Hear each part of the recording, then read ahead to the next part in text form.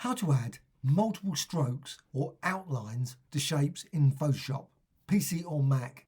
Go to the Shape tools in the Tools panel, select Triangle tool, and then go up to the top and select Shape. Apply. And once you've done that, you can now add a stroke, and you can add it via Layer and Layer Style and go down to Stroke.